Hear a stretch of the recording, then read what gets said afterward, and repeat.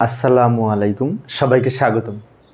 প্রিয় শিক্ষার্থী বন্ধুরা, আইসিটি বিষয়ের এই যে সংখ্যা পদ্ধতির উপর ভিত্তি করে এসএসসি টেস্ট পরীক্ষা রাজুকুতুরা মডেল কলেজে যে প্রশ্নটি এসেছিল, ওই প্রশ্নটির সঠিক সমাধানের জন্য তোমাদের সাথে আছি আমি মোহাম্মদ সিরাজুল ইসলাম, বরিশাল সরকারি model school and college, Barishal.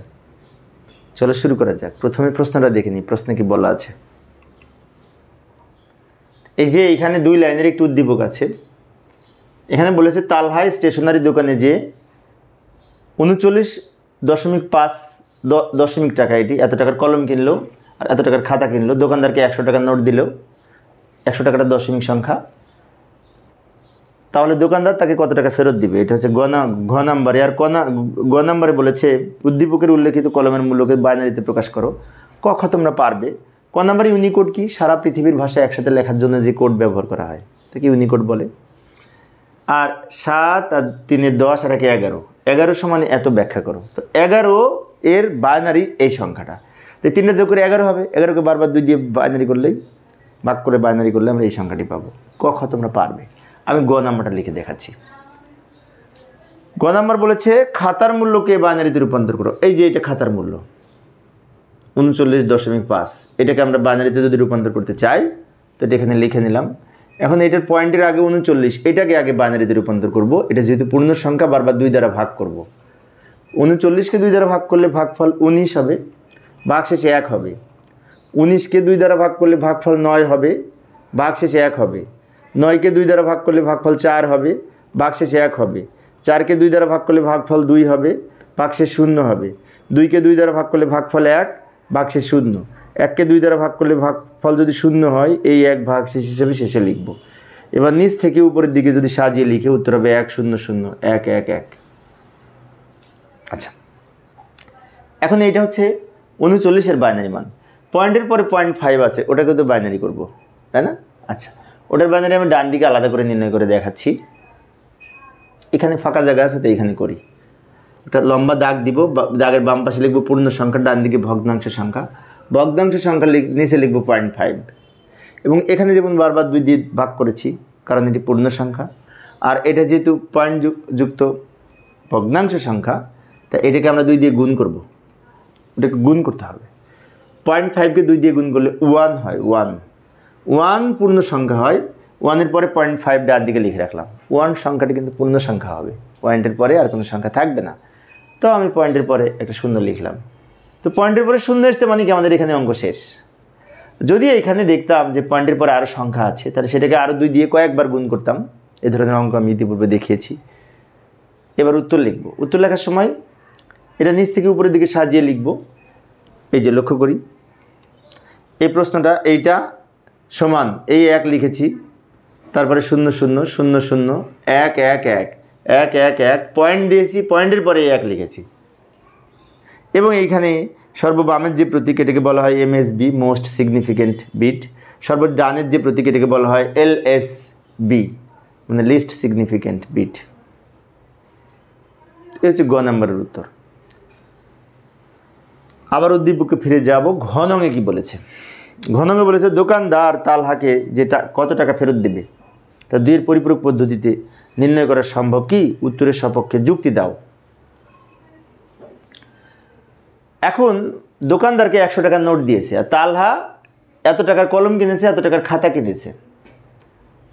এখানে সবচেয়ে সহজ পদ্ধতি হবে 2টাকে যোগ করব, যোগ করে তাকে দশমিকে রূপান্তর করব, তারপরে দেখবে এটাকে কম্পেয়ার করে, তাই না? আবার ওই 2টার যোগফল বাইনারিও করা লাগবে। বেশ বড় হচ্ছে অঙ্কটা, মনে হবে একটু সমাধান বড় হবে। তো যাই, আমি সংক্ষেপে আলোচনা করার চেষ্টা করব, কারণ বিশেষ করে ক্লাসটি লম্বা হলে অনেক শিক্ষার্থীরা হয়তো বোরিং ফিল করবে। তো লক্ষ্য করি এইভাবে লিখব, কলমের মূল্য এটা, এটার বাইনারি মানে এত। এটা কিন্তু আমরা গতে পেয়েছি, গ থেকে নিয়ে আসলাম। আবার খাতার মূল্য কিন্তু সরাসরি বাইনারিতে দেওয়া ছিল না? হ্যাঁ ছিল। খাতার মূল্য সরাসরি বাইনারিতে দেওয়া ছিল, এই সংখ্যাটি প্রশ্নে দেওয়া ছিল। আমি আবারও বলছি, ওই যে কিছুক্ষণ আগে বললাম, গ থেকে আমি নিয়ে এসেছি এইটা একটু সংক্ষেপ করার জন্য। আর এটা প্রশ্নে দেওয়া ছিল, এই যে খাতার মূল্য বাইনারি মান। এখন 2টা যোগ করব, যোগ করে যেটা হবে সেটাকে আবার দশমিকে রূপান্তর করব। তো লক্ষ্য করি, যোগ করব। 1 আর 1 যোগ করলে বাইনারিতে 10, 10-এর 0, হাতে থাকে 1। এইভাবে আমরা যোগ করব, পয়েন্টের নিচে পয়েন্ট লিখব। বাইনারি যোগ তো আমরা পারি। তারপরে আমরা এটা বুঝিয়ে দিচ্ছি। 1 আর 1 যোগ করে 10, 10-এর 0, হাতে থাকে 1। হাতের 1 আর 2 টাক 3 টাক যোগ করে 11 আর 1, হাতে থাকে 1। হাতের 1 আর 2 টাক 3 টাক যোগ করে 11 আর 1, হাতে থাকে 1। হাতের 1 আর 2 টাক 3 টাক যোগ করে 11 আর 1, হাতে থাকে 1। হাতের 1 আর 1 যোগ করলে 10, 10-এর 0, হাতে থাকে 1। সেই 0 সাথে যোগ করলে 1 হয়। 1 আর 1 যোগ করলে আবার 10, 10-এর 0, হাতে থাকে 1। সেই 1 বাম দিকে লিখেছি। এই যোগ ফলে কিন্তু ক্যারি বিট বা ওভারফ্লো কোনো কিছু হলে বাদ যাবে না, কারণ এটা নর্মাল যোগ। আচ্ছা, এখন একটি বিষয়, আমি যে বললাম এখানে 1 আর 1 যোগ করলে 10, তাই না? কারণটা কি? কারণ 1 আর 1 যোগ করলে 2, 2 এর বাইনারি 10। আবার 3টা 1 যোগ করে বললাম 11, কারণ হচ্ছে 3টা 1 যোগ করলে 3, 3 এর বাইনারি 11। 2টা 1 যোগ করলে যদি 10 বলি তাহলে আমাদের যোগ করা সহজ হয়, সেজন্য বলে থাকি। এখন কি করব? এটা হচ্ছে মোট খরচ। তো এটাকে দশমিকে রূপান্তর করে দেখব কত টাকা হয়। প্রত্যেকটা এই পয়েন্টের পরে শূন্যের কোনো দাম নেই, এইগুলার প্রত্যেকটাকে আমরা 2 দ্বারা গুণ করে পাওয়ার লিখব, তাহলে দশমিক মান পাবো। তোমরা দশমিক মান বের করতে পারবে। আমি মূলত একটু ক্যালকুলেটরে করে দেখাচ্ছি। এই যোগফলে এত, এর দশমিক মান 87। আমি ক্যালকুলেটরে বের করলাম। মোড চেঞ্জ করে বাইনারি মোডে নিয়ে সংখ্যাটি তুলে সমান দিয়ে যদি ডেসিমেল মোডে প্রেস করি তাহলে এটা পাবো 87। আর দোকানদারকে দিয়েছিল 100 টাকা। মোট খরচ হলো আমার 2টা জিনিস কিনে এই টাকাটা, যার দশমিক মান 87, তার 87 টাকা খরচ হয়েছে। আর দোকানদারকে দেওয়া হয়েছে 100 টাকা। এখন দোকানদার কত ফেরত দিবে? 100 থেকে 87 বিয়োগ হবে।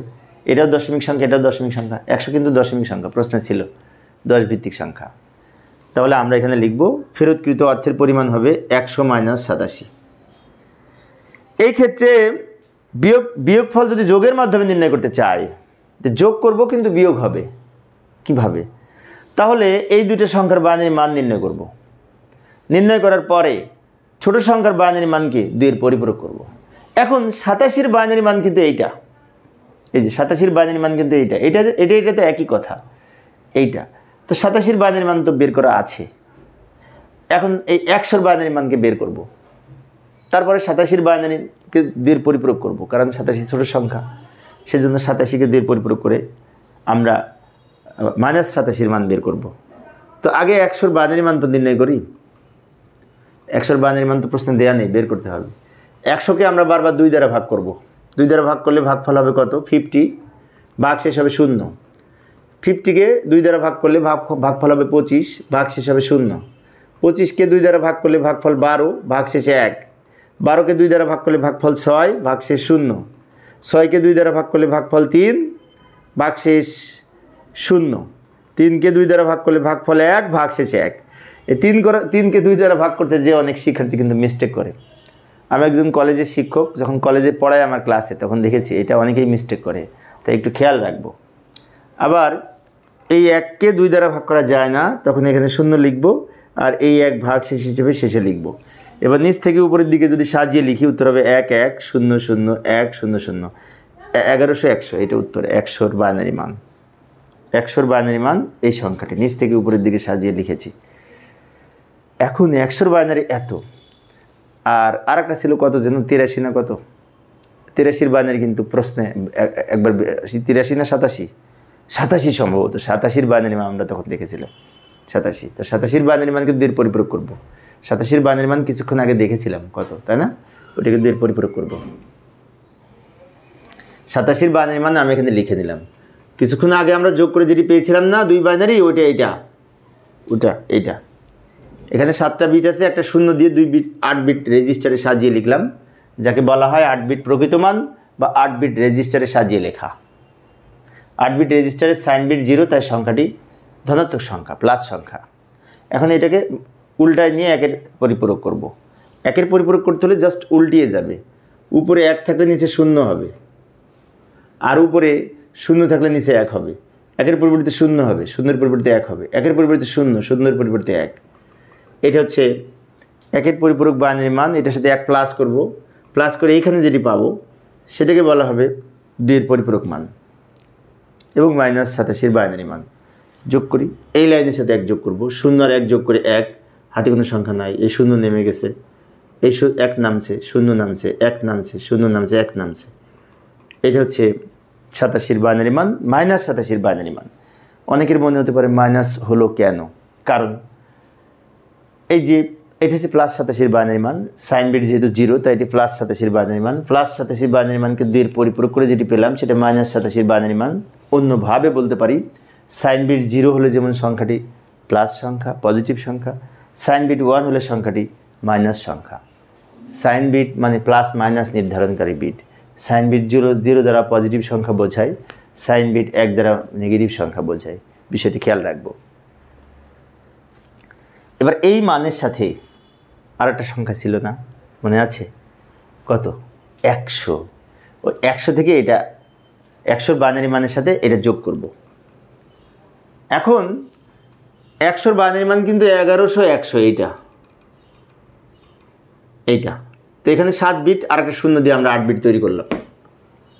এবার এটা নিচে -87 বাইনারি মান লিখব। -87 বাইনারি মান কীভাবে লিখব? কিছুক্ষণ আগে 2 এর পরিপূরক করে যেটি পেলাম ওটা -87 বাইনারি মান, ওটা লিখব। কিছুক্ষণ আগে 2 এর পরিপূরক করে পেয়েছি ওইটা লিখব। এবার এই দুটো যোগ করব, এদিকে যোগ করব কিন্তু এদিকে বিয়োগ করব। এদিকে বিয়োগ করে 13 লিখলাম, এবার ওইদিকে যোগ করব।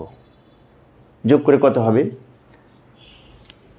0 আর 1 যোগ করে 1, হাতে কোনো সংখ্যা নাই। 0 আর 0 যোগ করে 0, 1 আর 0 যোগ করে 1, 0 আর 1 যোগ করে 1, 0 0 যোগ করে 0, 1 আর 1 যোগ করলে 10, বাইনারিতে 10 এর 0 হাতে থাকে 1, হাতের 1 আর 1 যোগ করলে আবার 10, 10 এর 0 হাতে থাকে 1, হাতের 1 আর 1 যোগ করলে 10, 10 এর 0 হাতে থাকে 1, সেই 1 বাম দিকে লিখে দিব। এখন এই যে যোগফলটা পেলাম এই পর্যন্ত 8 বিট, এখানে মোট 9 বিট হয়েছে।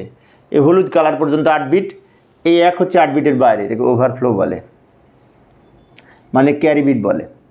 তো নিয়ম অনুযায়ী ক্যারি বিট বাদ যাবে, ওভারফ্লো বা ক্যারি বিট বাদ দিয়ে আমরা এখানে একটা কথা লিখে নিব, ওভারফ্লো বিবেচনা করা হয় না। তো এটা যদি বাদ দিই তো এখান থেকে এটুকু উত্তর হবে, এটুকু উত্তর হলে বামের শূন্যের কোনো দাম নেই। তো এইটা উত্তর, 13 বাইনারি এইটা। এইভাবে আমরা যোগের মাধ্যমে পার্থক্য নির্ণয় করতে পারি। লাস্টে লিখে দেবো সুতরাং পার্থক্য 13 সংখ্যাটি ধনাত্মক সংখ্যা, কারণ এই চিহ্ন বিট 0 সেই জন্য। অর্থাৎ দোকানদার তাহলে 13 টাকা ফেরত দিবে। কিন্তু অনেক শিক্ষার্থীর মনে হতে পারে 100 থেকে 87 টাকা খরচ হয়েছে, তো বোঝাই তো যায় যে 13 হবে, তো এত কিছু করার দরকার আছে না? এত কিছু করার দরকার আছে, কারণ এই অঙ্কটার মাধ্যমে শিক্ষার্থীকে যাচাই করা হয় যে সে 2 এর পরিপূরক বোঝে কিনা, তারপর 1 এর পরিপূরক বোঝে কিনা, বাইনারি যোগ পারে কিনা, এত কিছু শিক্ষার্থীর কাছ থেকে জানার চেষ্টা করা হয়। এবং কম্পিউটারে এইভাবে কম্পিউটারের ভিতরের অভ্যন্তরীণ অ্যাডারের মাধ্যমে যোগের কাজ সম্পন্ন করে। যোগের কাজও অ্যাডারের মাধ্যমে করে, যোগ করে, আবার বিয়োগের কাজও যোগের মাধ্যমে করে। আর বিয়োগের কাজ যখন করে কম্পিউটার, তখন একটা সংখ্যা ছোট সংখ্যাটিকে 2 এর পরিপূরক করে নিয়ে তারপরে যোগ করে। তো প্রিয় শিক্ষার্থী বন্ধুরা, এই ছিল আজকের আলোচনা। পরের ক্লাসটি দেখার আমন্ত্রণ রইল। খোদা হাফেজ।